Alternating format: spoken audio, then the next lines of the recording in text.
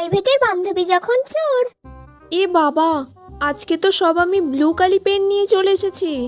এই মিষ্টি, তোর কাছে একটা পেন হবে রে, ব্ল্যাক কালি এক্সট্রা। স্যার বলেছিল ব্ল্যাক কালি পেন আনতে সবাইকে। হ্যাঁ, আমার কাছে তো অনেকগুলো পেন আছে।